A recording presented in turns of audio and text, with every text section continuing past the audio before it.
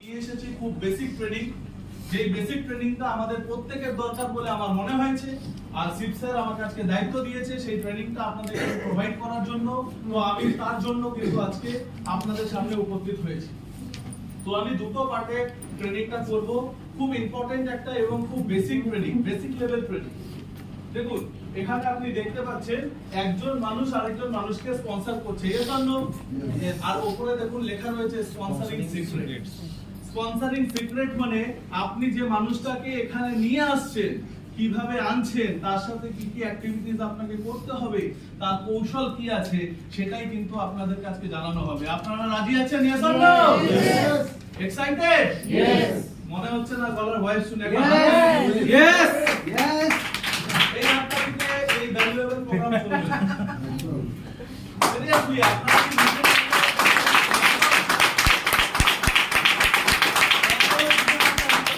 নিজেদের শরীরের প্রত্যেকটা অঙ্গকে যত বেশি অ্যাক্টিভ রাখবেন তত বেশি আপনারা শিখতে পারবেন। আজকে কার কার মনে হয় যারা যারা এখান থেকে নিজের বাড়ি থেকে আজকে অফিসে এসেছেন, সময় নষ্ট করতে এসেছেন, কার কার মনে হয় সবাই সময়কে ইনভেস্ট করতে এসেছেন? Yes or no? ইয়েস। তাহলে এই 25 মিনিটের প্রোগ্রামটা আপনার জীবনকে চেঞ্জ করতে চায়, চেঞ্জ করতে পারে। আপনারা কি চান নিজের জীবন পরিবর্তন করতে? ইয়েস। খুব বেসিক লেভেলের ট্রেনিং, খুব ভালোভাবে দেখবেন। স্পন্সরিং সিক্রেট, মানুষকে নিয়ে আসার কৌশল এবং আনার পরে তার সাথে কিভাবে আমরা চলবো সেই সমস্ত কিছু আজকে আপনাদেরকে আমরা জানাবো। ফার্স্টে দেখুন এখানে বলা হয়েছে sponsoring secret. What is sponsoring? Sponsoring কি? খায় না মাথায় মাখি, কি করে সেটাকে নিয়ে, রাইট? এই বেসিক জিনিসটা আমাদের কাছে সবার ফার্স্টে ক্লিয়ার হওয়া প্রয়োজন।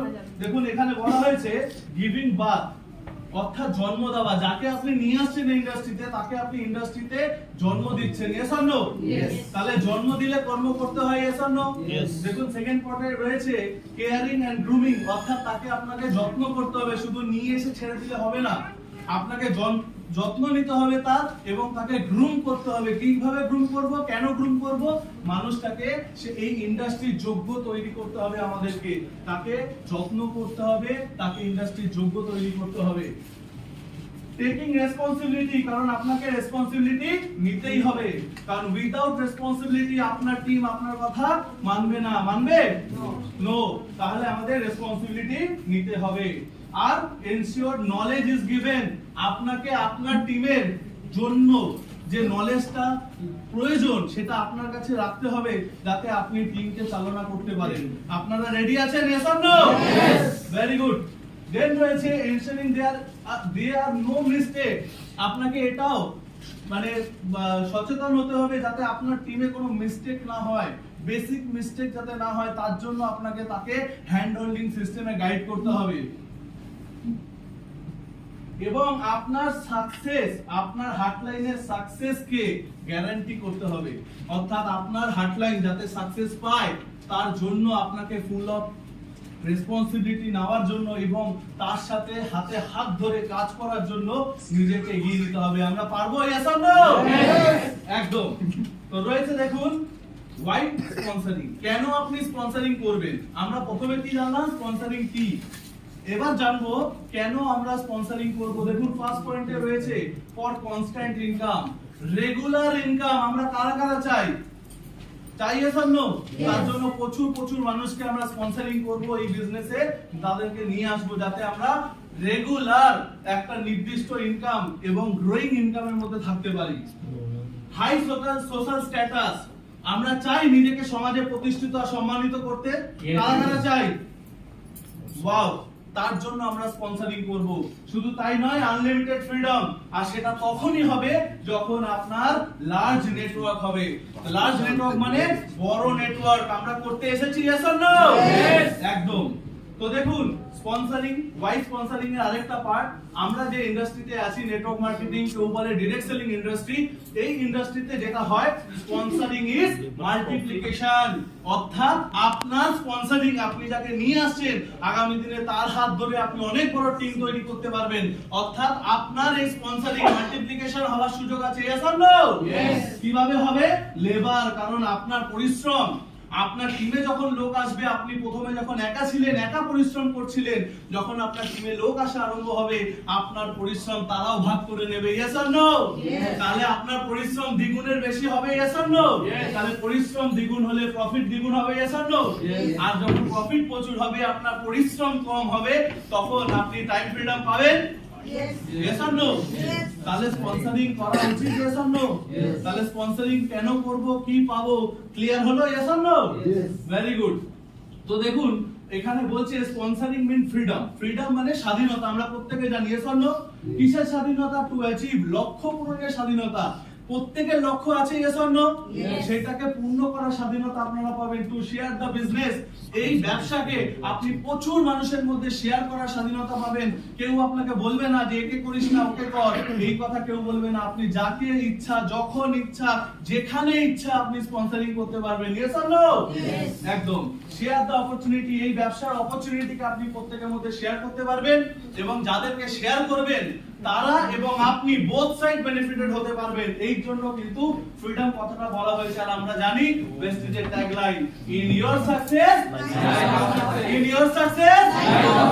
Very good. দেন হচ্ছে স্পন্সরিং সিক্রেট। স্পন্সর করার আগে যে জিনিসগুলো আমাদেরকে মাথায় রাখতে হবে, যে জিনিসগুলোকে আগে জেনে নিয়ে তবে এই বিজনেস এগানো শুরু করতে হবে।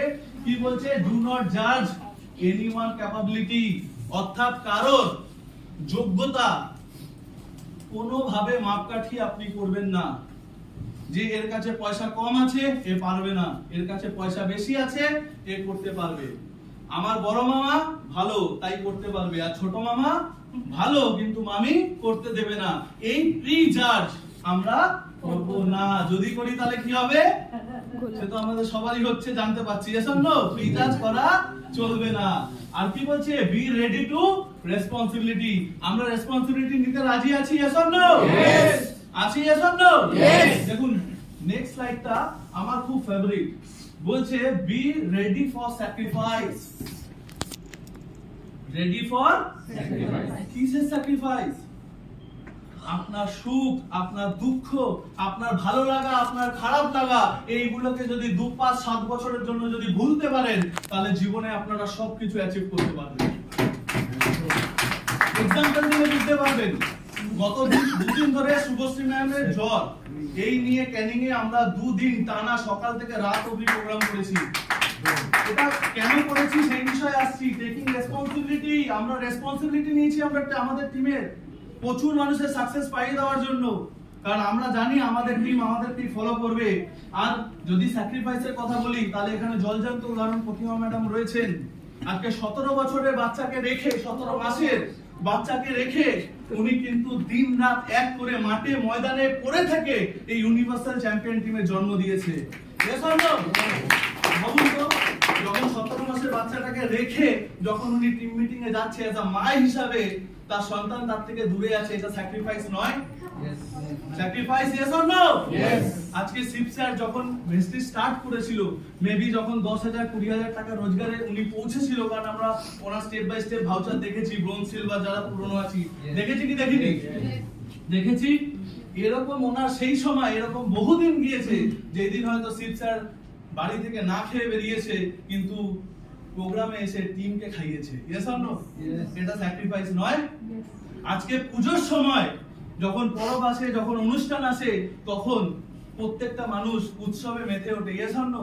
কিন্তু বেস্টিজে যারা গ্রোয়িং স্টেজে রয়েছে, যারা নিজের ফিউচারকে গড়ছে, তারা ওই সময় বসে প্ল্যানিং করে যে এই মাসে তারা কি করে বিজনেসটাকে সাজিয়ে কমপ্লিট করবে। কারণ তারা একটা জিনিস জানে যে সাধারণ মানুষের কাছে সারা বছরে একটা দিন অষ্টমী হয়। আর আমরা প্রত্যেক লিডার যারা ওই সময় ওই কাজ করি, তারা জানি যে আমরা 5-7 বছর বেস্টিজটাকে যদি ভালো করে নিই, তাহলে জীবনের প্রত্যেকটা দিনকে আমরা অষ্টমী করতে পারি। তাহলে স্যাক্রিফাইস করতে রাজি আছেন? Yes or no? একদম। Be ready to respect others opinion. আপনার টিমের বা টিমের বাইরের কোনো লোক যদি আপনাকে কোনো কথা বলে, তাকে সম্মান জানান। স্পন্সরিং সিক্রেট বলছে দ্য কোম্পানি ব্যাকগ্রাউন্ড ফার্স্ট হচ্ছে কোম্পানি ব্যাকগ্রাউন্ড। কি বলছে? Before you start sponsoring you have to understand, আপনাকে যেটা বুঝে স্পন্সরিং শুরু করতে হবে কোম্পানি ব্যাকগ্রাউন্ড কি আছে। কারণ আমি এরকম লোককে দেখেছি যারা এই ইন্ডাস্ট্রিতে এসে মানুষকে যখন বলতে যায়, অপর মানুষ তাকে দেখে মনে করে যে কোম্পানি গতকাল শুরু হয়েছে, আজকে উনি জয়েন করেছে আর আগামীকাল বন্ধ হয়ে যাবে, কোম্পানি বন্ধ হয়ে যাবে, রাইট? কেন বলি? কারণ চীনের একজন বড় বিজনেসম্যান রয়েছেন এবং ভালো বক্তা, যার নাম জ্যাক মা। আমরা নাম শুনেছি কম বেশি। উনি একটাই কথা বলে, today is difficult, tomorrow is much more difficult, but day after morrow is beautiful, but maximum people die on yesterday night. অর্থাৎ আজকের দিন খুব কঠিন, আগামী দিন আরো বেশি কঠিন আসতে চলেছে, কিন্তু তারপরের দিন খুব সুন্দর একটা সূর্য আমাদের জীবনের জন্য ওয়েট করছে। কিন্তু ম্যাক্সিমাম মানুষ দ্বিতীয় দিনের প্রেশার ঝেলতে পারে না বলে ছেড়ে চলে যায়, যেটা শিবস্যারও কিছুক্ষণ আগে বলছিল যে ইন্ডাস্ট্রিতে কেউ ফেলিওর হয় না, ফেলিওর হওয়ার আগে ছেড়ে চলে যায়। Yes or no? রাইট? তাহলে এবার আপনাদের ডিসিশন যে আপনারা কি করবেন, রাইট? তো কোম্পানির ব্যাকগ্রাউন্ড সম্পর্কে না জেনে স্পন্সরিং করতে যাবেন না, তাহলে আপনার কনফিডেন্স লো থাকবে। জেনে নিন, বেস্ট অফ দা বেস্ট করতে পারবেন। কোম্পানির প্রোডাক্টের কি অ্যাডভান্টেজ আছে, তার বেনিফিট কি আছে, আমাদের ওয়ার্ল্ড ক্লাস মার্কেটিং প্ল্যান, যার সম্বন্ধে আপনাকে অবগত হওয়ার পরেই স্পন্সরিং স্টার্ট করা উচিত। আর এডুকেশন সিস্টেম, আজকে এই যে টিভিটি হচ্ছে, শুধু তাই নয়, আজকে ভেস্টিজে যত এডুকেশন সেমিনার চলছে, সবকিছুর সাথে যদি নিজেকে যুক্ত করতে পারেন, তবে গিয়ে আপনি কিন্তু সিস্টেমের সাথে প্লাগ ইন হতে পারবেন, এবং তখন আপনি যা স্পন্সরিং করবেন সব মানুষ আপনার কাছে হ্যাঁ বলবে। Yes or no? তাহলে নিজেকে সিস্টেমের সাথে জুড়বেন। Yes or no? Very good. তো এবার সেকেন্ড পার্টে চলে আসবো। সেকেন্ড পার্ট হচ্ছে ভেরি ইম্পর্টেন্ট পার্ট, যে আমরা স্পন্সরিং করার 10টা পদক্ষেপ জানতে চাই। Yes or no? Very good. তো ফার্স্ট স্টেপে বলছে have a prospect list ready. আপনার প্রসপেক্টের লিস্ট রেডি করুন, যেটা আমরা ম্যাক্সিমাম লোক কিন্তু এর থেকে বিরত থাকি, নিজেকে সরিয়ে রাখি, মুখে মুখে কাজ করার চেষ্টা করি। মাই ডিয়ার ফ্রেন্ড, যদি সাকসেস পেতে হয় রিটেনে আসুন, মৌখিকে কোনো দাম নেই। তার জন্য রিটেন গোল আপনার পক্ষে করতে হবে, যেখানে বলছে যে রিলেটিভ থেকে শুরু করে পরিচিত যে কোনো মানুষকে আপনি বিজনেস সম্বন্ধে শেয়ার করুন, সে কাছে থাকুক চাই দূরে, আপনি সবার নেম লিস্ট বানান, এবং তার সাথে সাথে এটাও দেখুন যে সে মানে হায়ার সোশ্যাল স্ট্যাটাসে বিলং করছে বা লোয়ার স্ট্যাটাসে বিলং করছে, এটা দেখে কিন্তু নেম লিস্ট বানাবেন না। আপনি সবার নেম লিস্ট বানান, কারণ আমি প্রথমেই বললাম প্রিজাজ করা যাবে না। তাহলে যদি এইভাবে করে যদি আমরা নেম লিস্ট রেডি করতে পারি, কারণ এই বিজনেসে পয়সা লাগে না, সন্তোষ স্যারও বলছিল, লাগে হচ্ছে মানুষ, মূলধন।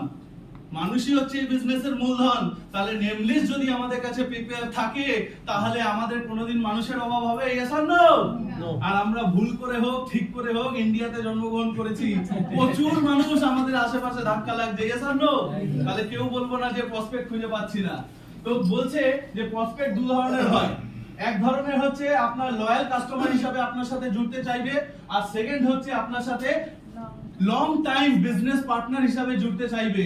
তো আপনাকে যাচাই করে নিতে হবে যে আপনার সামনে থাকা লোকটা লয়াল ইউজার না লয়াল বিজনেস পার্টনার, আপনাকে দেখে নিতে হবে। আর তিনটে পরিস্থিতিতে কখনোই আপনার স্পন্সরিং করা উচিত নয়। তিনটে পরিস্থিতি, কি কি পরিস্থিতি বলছে? ইনসাফিসিয়েন্ট টাইম, কার? প্রসপেক্টের নয়, আপনার। মনে করুন আপনি বেরিয়েছেন, বাস মানে অফিস যাচ্ছেন, বাস ধরবেন, আর একটা পরিচিত মানুষের সাথে দেখা হয়ে গেছে, আর আপনি অনেকদিন ধরে ভাবছিলেন তাকে ভেস্টিজের কথা বলবেন, দেখা হয়েছে, বাস দাঁড়িয়ে আছে আর প্রসপেক্ট, আপনি বলেই চলে গেলেন। এইটা করা যাবে না, এরকম করলে হবে না। নিজেকে স্থির রেখে প্রসপেক্টিং করতে হবে, সময় নিয়ে প্রসপেক্টিং করতে হবে। মানে তাড়াহুড়ো করে করুন, কিন্তু অ্যাকচুয়ালি তাড়াহুড়ো যেন না থাকে। বলছে আনসুইটেবল ভ্যালু, মাছ বাজারে দেখা হয়েছে প্রসপেক্টের সাথে, উনি বাজার করতে ব্যস্ত আর আপনি ভেস্টিজের প্ল্যান বোঝাবেন, হবে? বা ইনভাইট করবেন, হবে? ইনভাইট করার জন্য কি করতে হবে? আর একটা জিনিস বলছে যে এনভায়রনমেন্ট যখন পরিবেশ সিচুয়েশনের অনুকূলে থাকবে না, তখন কাউকে কিন্তু আমরা স্পন্সরিং করব না। কখন এই সিচুয়েশনটা হবে? যখন আমরা কারোর বাড়িতে গিয়ে দেখছি বাড়িতে কেউ অসুস্থ আর বাড়ির লোক তাদেরকে নিয়ে ব্যস্ত আছে, আর আমরা গিয়েছি যখন, তো কিছু না কিছু তো বলেই আসতে হবে। স্যার তো বলেছে গেছেন যখন বিলি তো তুলে আসতে হবে, কিন্তু না, সেটা করা যাবে না। থামতে হবে, পরিস্থিতি বুঝে স্থান কাল পাত্র ঠিক করে আমাদের কিন্তু প্রসপেক্টিং করতে হবে। তার আগে কিন্তু করা যাবে না। চার ভাবে আমরা স্পন্সরিং করতে পারি। ফার্স্ট হচ্ছে ওয়ান অন ওয়ান মেথড, অর্থাৎ 1:1, একা একা মানে সামনাসামনি প্রসপেক্ট আর আপনি, এইভাবে করে আপনি ভেস্টিজের ইনভাইট বা প্ল্যান শো তাকে আপনি দেখাতে পারেন, প্রোগ্রাম আপনি দেখাতে পারেন। এবিসি মেথড, এবিসি মেথড কি? অ্যাকুরেট, ব্রিফ এবং ক্লিয়ার মেসেজের মাধ্যমে তাকে আপনি কিন্তু প্রোগ্রাম দেখাতে পারেন। আর হোম মিটিং এর মাধ্যমে আপনি দেখাতে পারেন তার বাড়ি বা আপনার বাড়ি, আর তার সাথে কোম্পানির মিটিং। আজকে এখানে মানে সিএনটি তে প্রচুর মানুষকে আমরা নতুন নিয়ে আসি, সেটাকেই বলছে কোম্পানি মিটিং এর মাধ্যমে আপনি তাদেরকে প্ল্যান শো করবেন। 5টা কাজ করা যাবে না, 5টা কাজ করা যাবে না। কি কি করা যাবে না? ফার্স্ট হচ্ছে রিপিটেশন। কিসের রিপিটেশন? ভুল। কিসের রিপিটেশন? ভুল। না, ভুল নয়। ধরুন আপনি প্রসপেক্টিং করেছেন এবং প্রসপেক্ট আপনাকে আসবে বলেছে, প্রসপেক্ট আপনাকে আসবে বলেছে, প্রসপেক্ট রেডি আসার জন্য, আপনার কাছে টাইম ডেট ফিক্সড। এবার যাওয়ার সময় আবার বলছেন আপনি আসবেন তো? আচ্ছা, আপনি সত্যি আসছেন তো? এতবার যদি আপনি তাকে কনফার্ম করেন, তাহলে এন্ড অফ দা ডে তে কি হবে? সে বুঝবে বা কিছু তো ব্যাপার আছে, হ্যাঁ তুই বলছিস বল, আমিও আমারটা বুঝে নেব। তো সেকেন্ড পার্টে যেটা রয়েছে আর্গুমেন্ট, তখন কি হয়? প্রসপেক্টকে ইনভাইট করে তো চলে আসি, কিন্তু প্রসপেক্ট দিনের শেষে আসে না, এরকম কার কার হয়? Very good. হয় কি হয় না? হয়, ইনভাইট করে আসি, বাট এসে দেখি আমি দাঁড়িয়ে আছি, বাসও দাঁড়িয়ে আছে, মেট্রো দাঁড়িয়ে আছে, প্রসপেক্টের দেখা নাই। বাংলায় একটা গান আছে না, তোমার দেখা নাই রে, তোমার দেখা নাই, গানটা আছে এস অর নো? Yes. আমরা প্রসপেক্টের দেখা পাই না, এস অর নো?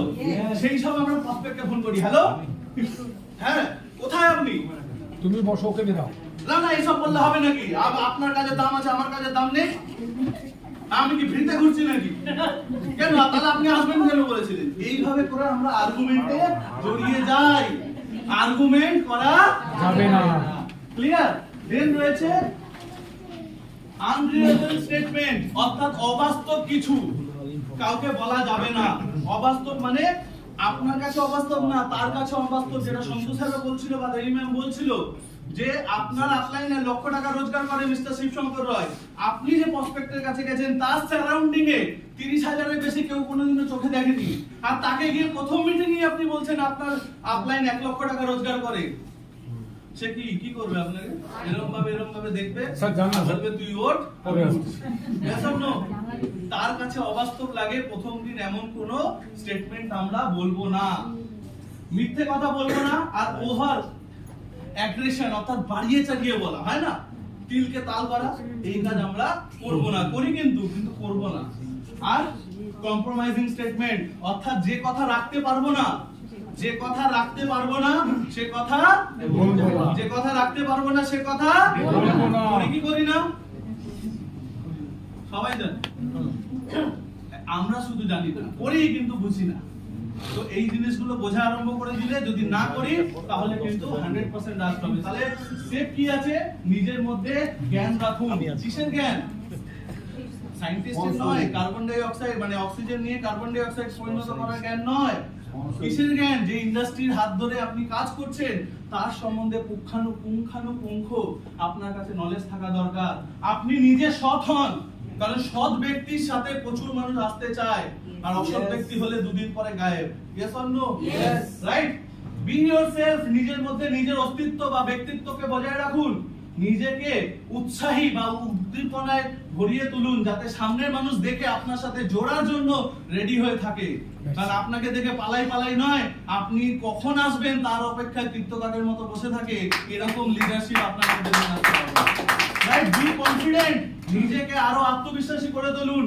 এবং বি কনসিডারেট, অর্থাৎ সামনের লোকের কথারও আপনি ভ্যালু দিন।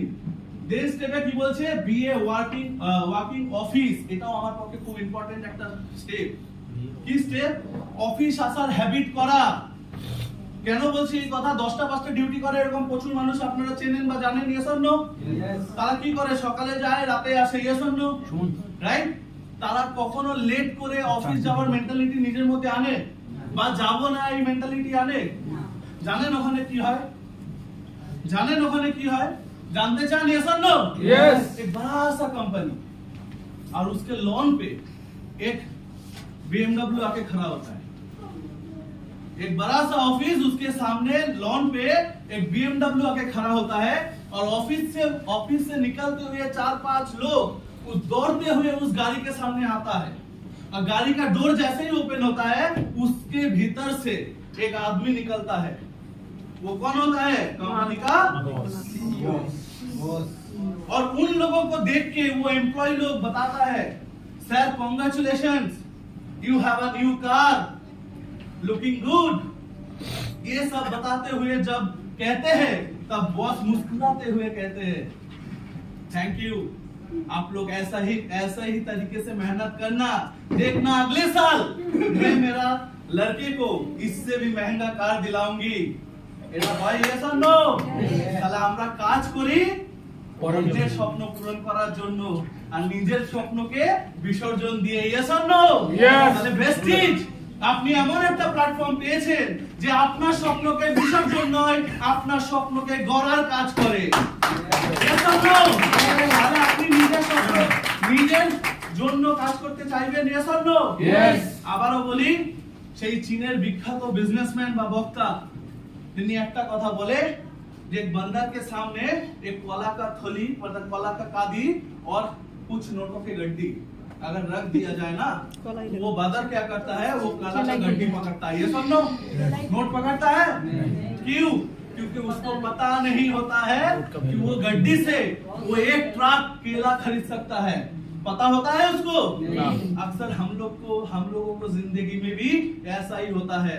जब हम लोग के पास जॉब का अपॉर्चुनिटी आता है और दूसरे साइड बिजनेस का अपॉर्चुनिटी आता है, हम ज्यादातर लोग यही काम करते हैं, जॉब को पकड़ते हैं, क्योंकि हमको पता होता है जॉब में अगर काम हो या ना हो पैसा तो आएगा, यस और नो? मगर बिजनेस में क्या होता है?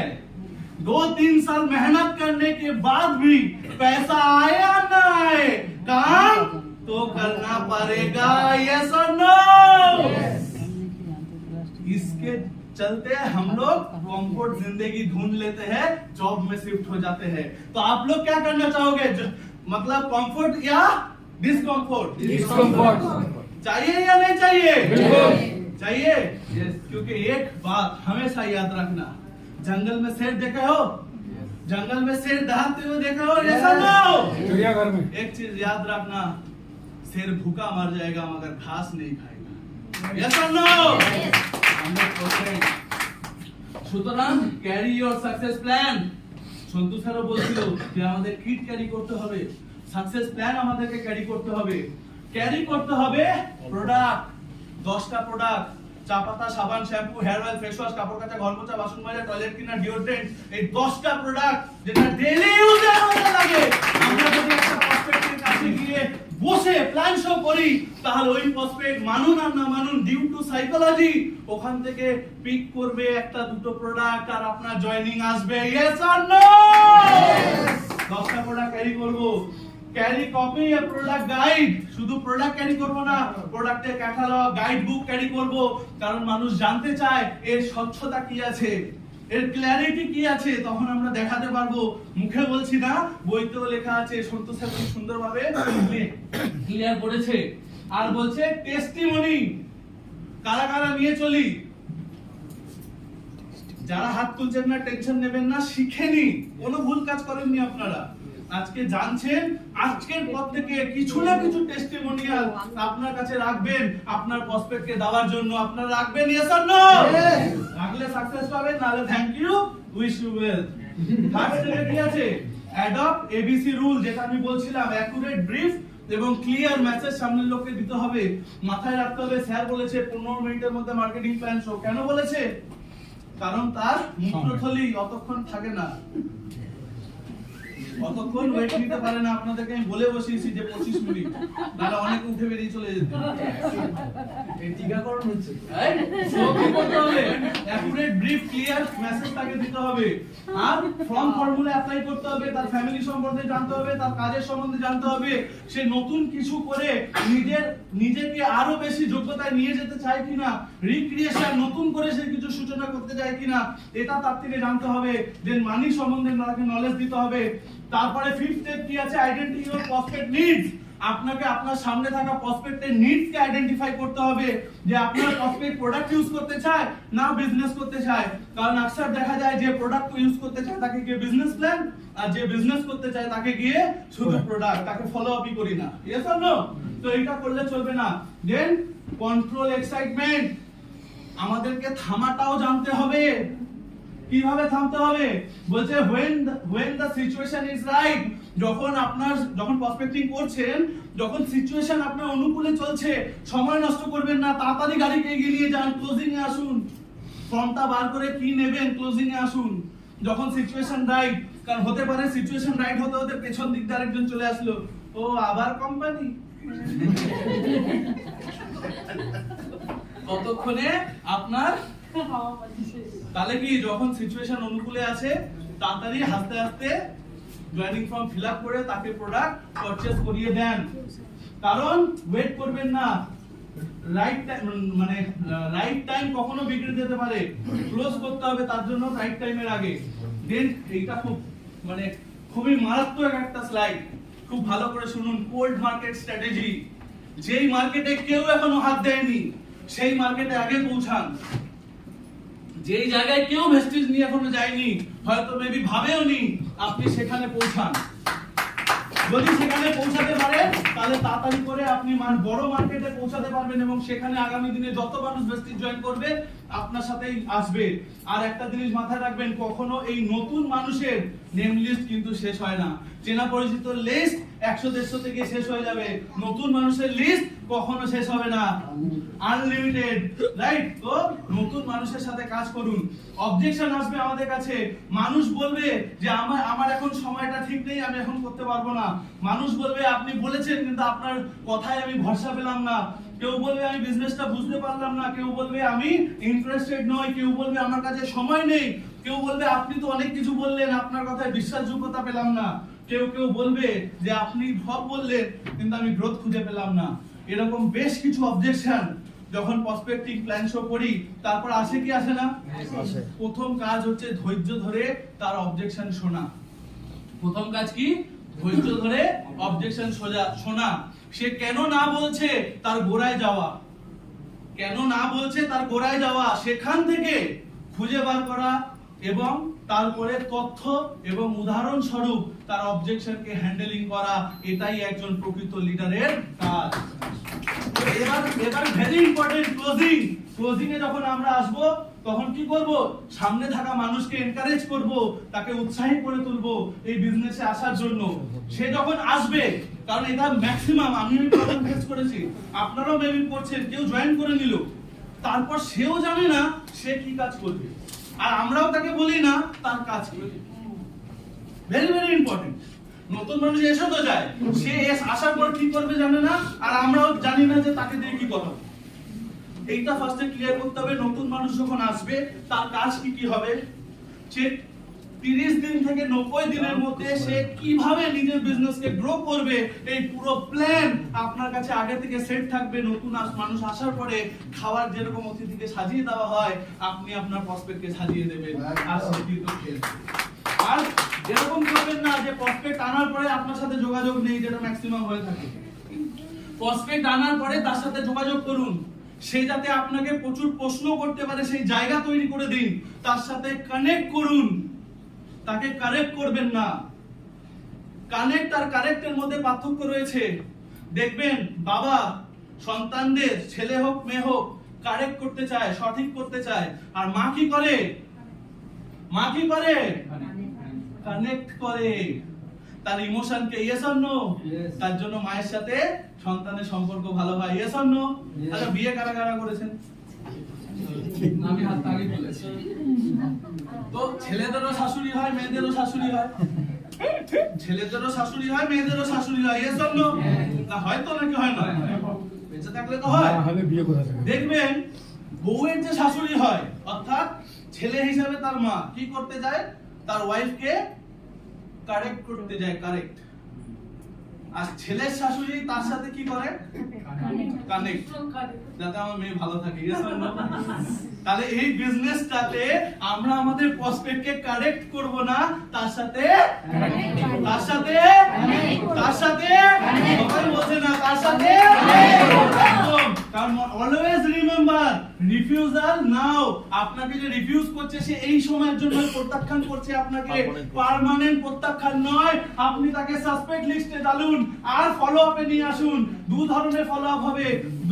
দোজ হু আর ইন্টারেস্টেড, যে মানুষগুলো ইন্টারেস্টেড হচ্ছে তাকে আপনি কনফিডেন্স বিল্ড আপ করান, তাকে আপনি এডুকেশন সিস্টেমের মধ্যে নিয়ে এসে তার মাইন্ডসেট রেডি করুন।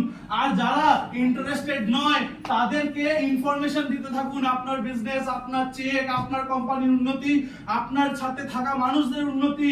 আর তাকে 5টা রিফিউজাল নিয়ে নিন। আর মনে রাখবেন, ফলো আপ মানে কিন্তু কাউকে জোর জবরদস্তি করা নয়। ফলো আপ মানে তার সাথে জোর জবরদস্তি করা নয়, তার সাথে কানেকশন বানিয়ে রাখা। যেটা শিব স্যার বললো, প্রোগ্রাম শুরু করতে পারেন অনেক শেষে, মানে কাজ আপনি ভেস্টিতে কাজ করতে পারেন অনেক শেষে, 5 বছর বাদে গিয়ে, কিন্তু এখন থেকে কানেক্ট হয়ে থাকুন, কানেকশন থাকুন। তো সামারাইজ করে দিই, ফার্স্ট স্টেপে আমরা কি শিখলাম? স্পন্সরিং কি, কেন স্পন্সরিং করব, আর স্পন্সরিং করলে কি পাবো। সেকেন্ড পার্টে আমরা শিখলাম 10টা স্টেপ। প্রসপেক্ট লিস্ট রেডি করতে হবে। 2 ধরনের প্রসপেক্ট আমাদের কাছে আসবে। 3 ধরনের সিচুয়েশনে আমরা কখনো প্রসপেক্টিং করব না। 4 ভাবে আমরা প্রসপেক্টিং করতে পারবো। 5টা কাজ এমন আছে আমরা করব না। এবিসি রুলস ইউজ করব, ফ্রম এবং প্রসপেক্টের নিড আইডেন্টিফাই করব, আর নিজেকে কন্ট্রোলে রাখবো। কোল্ড মার্কেটে গিয়ে বেশি বেশি করে কাজ করার চেষ্টা করব। অবজেকশন হ্যান্ডলিং শিখে নেব, ক্লোজিং ফাটাফাট করব, আর ফলো আপ সারা জীবন রাখবো। Yes or no? यस। कहानी सुनना चाहोगे? बिल्कुल। ना भी सुनते तो भी बताता। Yes or no? एक जंगल में एक सुबह एक हिरन जागता है और वो मन ही मन सोचता है, आज हमको जी जान से भागना होगा, नहीं तो मैं बच नहीं पाऊंगा। Yes or no? और उसी सुबह वही जंगल में एक शेर जागता है और वही मन में सोचता है, आज जी जान से भागना होगा, नहीं तो भूखा रह जाऊंगा। Yes or no? Moral of the story is, भागना तो पड़ेगा। भूख मिटाने के लिए हो या जीवन को बेहतर बनाने के लिए हो, आप शेर हो या हिरन,